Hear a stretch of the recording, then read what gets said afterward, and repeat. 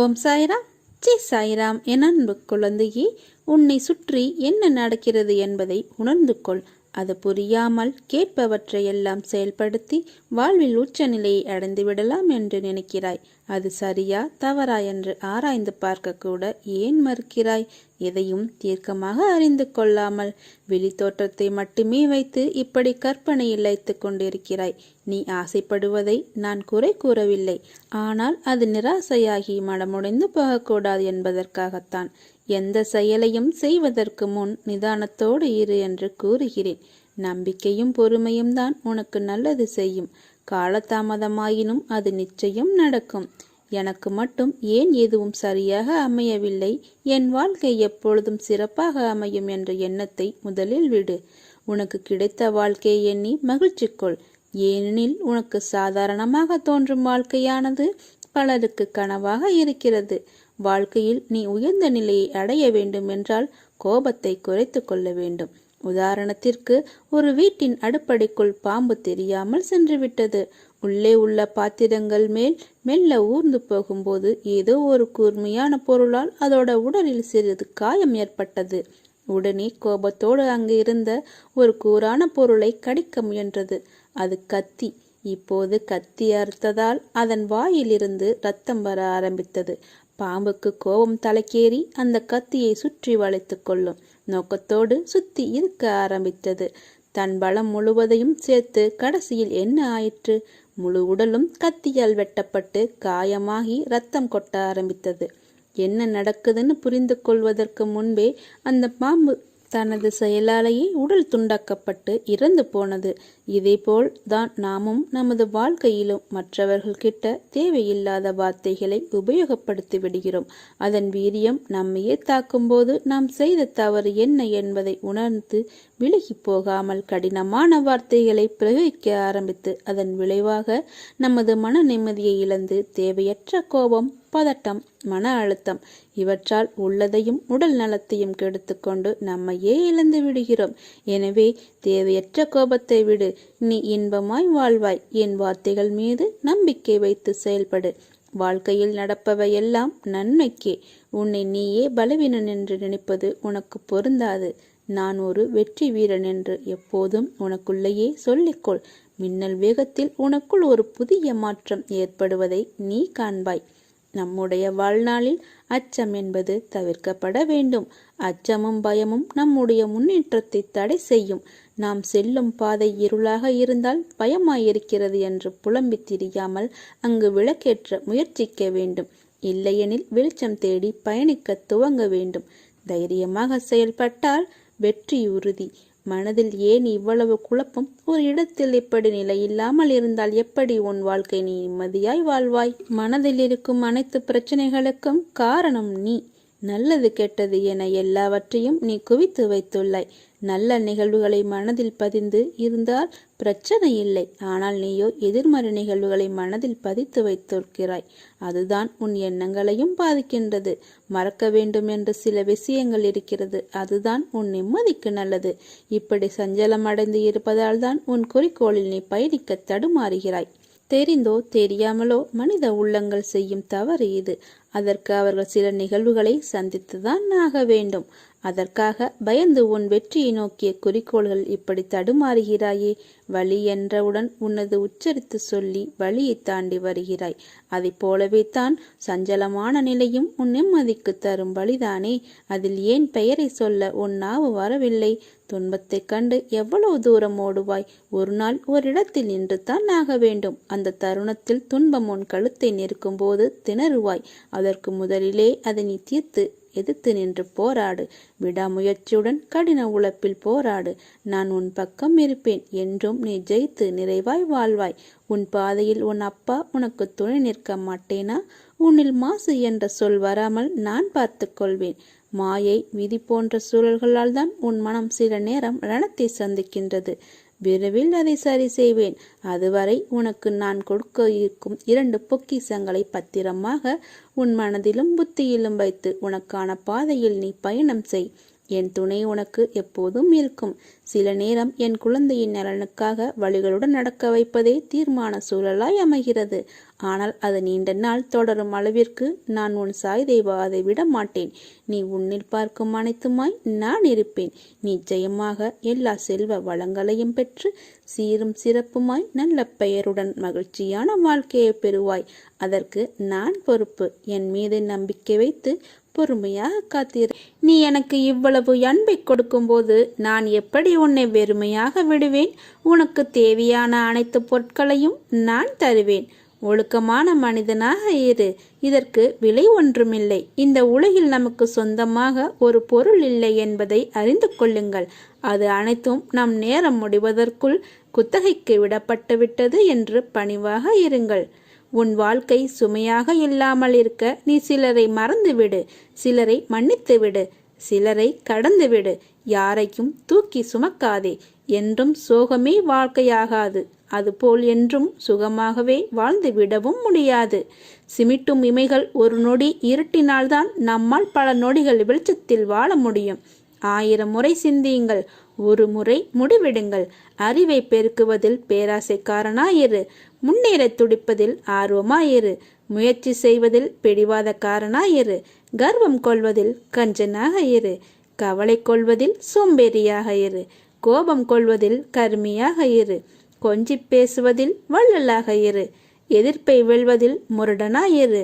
கேட்பவையெல்லாம் கிடைத்துவிட்டால் வாழ்க்கையில் ரசனை இருக்காது. கிடைத்தையெல்லாம் நிலைத்துவிட்டால் கேட்பதற்கு எதுவுமே இருக்காது. ஒன்று நடப்பதை புரிந்தவனாக இருக்க வேண்டும், இல்லையெனில் புரிந்து கொள்பவனாக இருக்க வேண்டும். இந்த இரண்டில் ஒன்றும் இல்லாதவன் வாழ்வில் வெற்றி பெறுவது கடினம். என் வார்த்தைகள் மீது நம்பிக்கை வைத்து செயல்படு.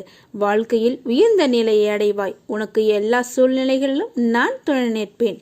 நல்லதே நடக்கும். கருணை மிகுந்த பக்கீர் உன்னை காப்பாற்றுவார் என்று நம்பிக்கையோடு செயல்படு. நம் வாழ்க்கையில் நிகழும் தருணங்கள் எல்லாம் வெற்றியாகவும் இருப்பதில்லை, தோல்வியாகவும் இருப்பதில்லை. வெற்றிகள் நிலைத்து இருப்பதில்லை, அதைப்போல் தோல்விகளும் அப்படியே நிலைத்து இருப்பதில்லை. வெற்றி என்றும் சந்தோஷம் தரும். ஆனால் அந்த சந்தோஷம் வாழ்க்கை முழுவதும் கிடைக்கும் என்று எதிர்பார்க்காதே. அதே மாதிரி தோல்விகள் கஷ்டத்தை தரும். அதுவும் நிரந்தரமாக வாழ்வில் நிகழ்வது இல்லை. வெற்றியில் ஆணவத்தை காட்டாதே, அதேபோல் தோல்வியில் விரக்தியை காட்டாதே. ஏனென்றால் இரண்டுமே வாழ்க்கை அல்ல. ஜெயிப்பவர்கள் தோற்பார்கள், அதேபோல் தோற்பவர்களும் ஜெயிப்பார்கள். அதிலிருந்து என்ன பாடம் கற்றுக்கொள்கிறாய் என்பதுதான் உன்னுடைய உண்மையான வாழ்க்கை. அதன் வெற்றி பாதை உனக்கு தெரியும். பாதை தெரிந்தால்தானே சேருமிடம் சரியாக அமையும். அதனால் உன் பாதைகளை சீராக்க முயற்சி செய். இன்று என் மேல் கோபம் கொண்டாய். நீ நினைத்த நிகழ்வு நடக்கவில்லை என்றால் அது நடக்காமல் போனதற்கு காரணம் அதை விட நல்ல சூழ்நிலையில் நடக்கும் என்பதற்காக. மேலும் உனக்குள்ள கேள்விக்கு விடையும் அளித்தேன். தேவையில்லாத விஷயங்களை எண்ணாதே. நான் இருக்கிறேன். உன்னை நல்வழியில் அழைத்துச் செல்வேன். இது என்னுடைய சத்திய வாக்கு.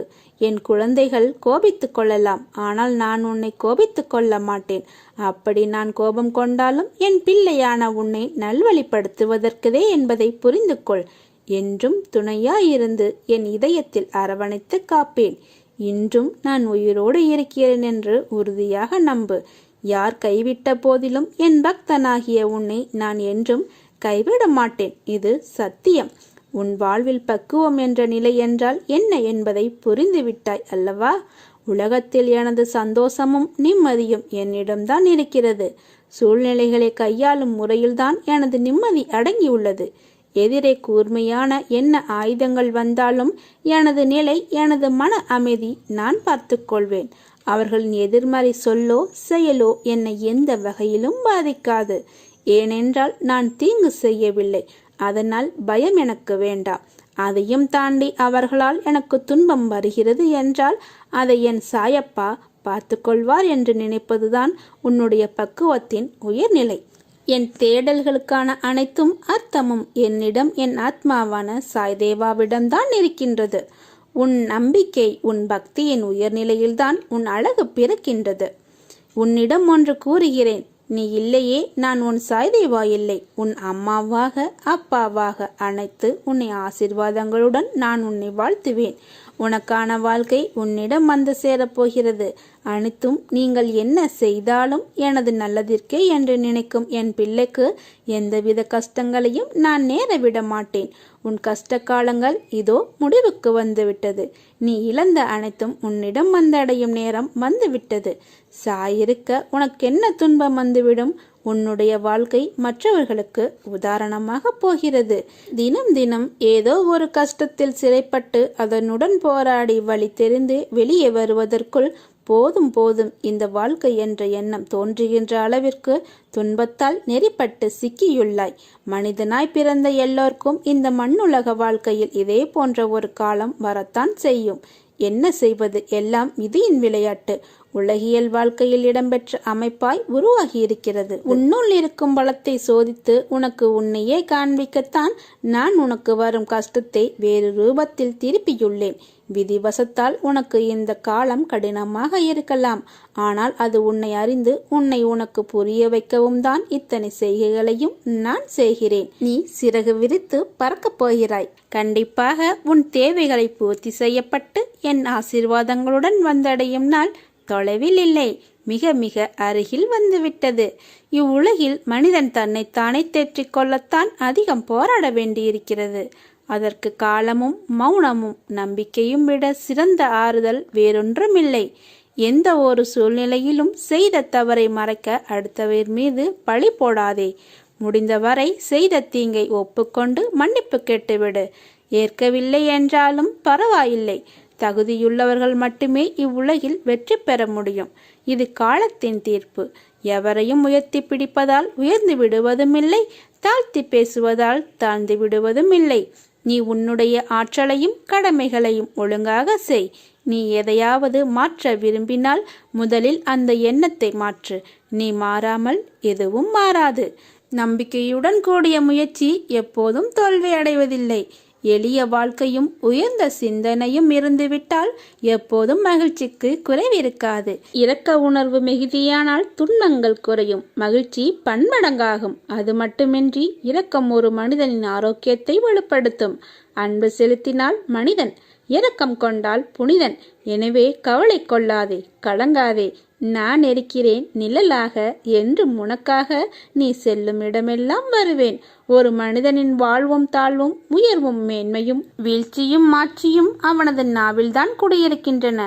அந்த நாக்கிலிருந்து வரும் வார்த்தையை வைத்தே அவர்கள் எடை போடுகிறார்கள். ஒருவரிடம் நட்பு கொள்வதும் பகைமை கொள்வதும் உயர்வான மதிப்பை பெறுவதும் இகழ்ச்சி அடைவதும் கூட இந்த நாக்கினால் தான் வருகிறது. எனவேதான் ஒரு முறை பேசுவதற்கு முன்பு பல முறை யோசனை செய்கின்றார்கள். எதை கொட்டினாலும் அள்ளிவிடலாம், வார்த்தையை கொட்டினால் அள்ள முடியாது. வில்லிலிருந்து சென்ற அம்பும் வாயிலிருந்து சென்ற சொல்லும் இலக்கை தாக்காமல் விடாது. அதை திரும்ப பெறவும் முடியாது.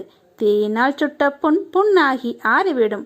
நாக்கினால் சுட்டுவிட்டால் ஆறவே ஆறாது. சொல்லாத சொல்லுக்கு நீ முதலாளி, சொன்ன சொல்லு உனக்கு முதலாளி. இப்படி பல விஷயங்கள் சொல்லை பற்றி இருக்கின்றன. எனவே அதை பற்றி பேசுவதற்கு முன்பும் நிதானம் தேவை. நாம் பேசுவதற்கு மட்டும்தான் நிதானம் தேவை என்று இல்லை. பிறர் பேசுவதை நிதானமாக கேட்க கற்றுக்கொள்ள வேண்டும். என்னுடைய சங்கல்பம் உங்களுக்கு உண்டு. மிக்க மனக்கலக்கத்துடன் எதிர்பார்க்கக்கூடிய விஷயம் நமக்கு நன்மை செய்வதாக இருக்க வேண்டும். யாருக்கு எது பிராப்தமோ அதற்கு தக்கவாறே நான் அளிப்பேன். அளிக்கப்பட்டது எதுவாக இருந்தாலும் அது என் சங்கல்பமே என்பதை நீங்கள் அறிந்தால் என்னை அறிந்து கொண்டவரே ஆவர். உனக்கென்று விதிக்கப்பட்டது நிச்சயம் உன்னை வந்து சேரும். அதை புரிந்து கொள். உன் உழைப்பு என்றும் வீணாகாது. வாழ்வில் லட்சியத்தை அடைய வேண்டும் என்ற எண்ணமும் பொறுப்பும் கண்டிப்பாக இருக்க வேண்டும்.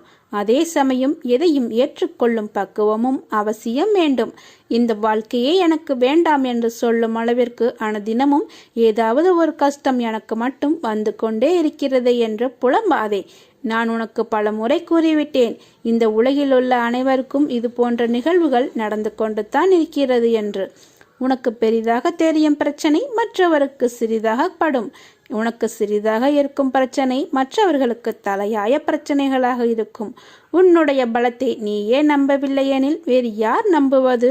நம்பிக்கையோடும் மன தைரியத்தோடும் நிதானமாக யோசித்து செயல்படு.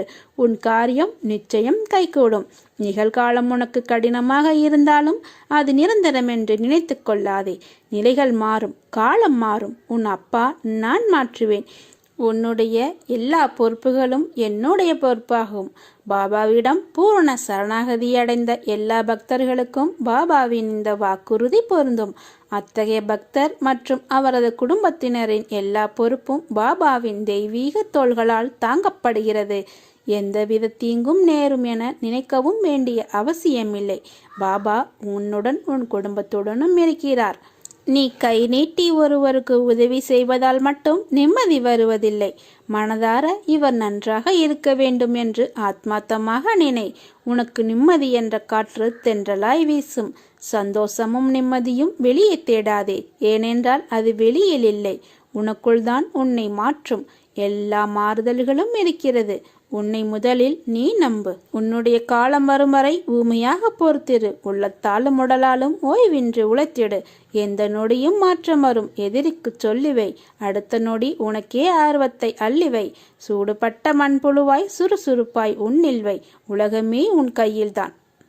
உன் மனம் எப்படி என்பதையும் உன் சூழ்நிலைகள் எதை எப்படி திசை மாற்றி உன்னை சித்தரிக்கிறது என்பதையும் நான் அறிவேன். உன் மனம் காயப்பட்டு ரணமாகியுள்ளது. உனக்கான பாதுகாப்பாய் உன்னையும் உன் குடும்பத்தையும் என் உயிராய் சுமக்கிறேன். பின்பு எப்படி உங்களை நிற்கதியாய் விடுவேன்? உன் வாழ்க்கையில் நீ கடந்து வந்த பாதையை சற்று யோசித்துப்பார்.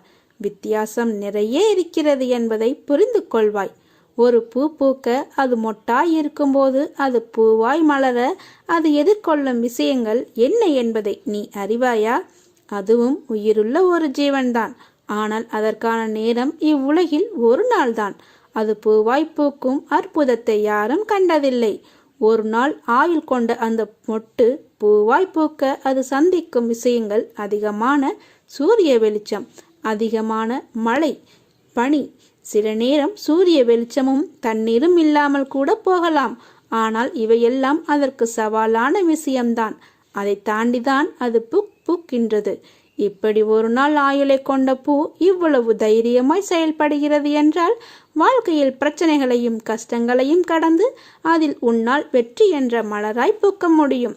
உனக்கு துணையாய் உன் அம்மாவாக அப்பாவாக என்றும் துணையாய் இருந்து உன்னை அரவணைத்து காப்பேன். ஆனந்தத்தை அனுபவிக்கலாம்.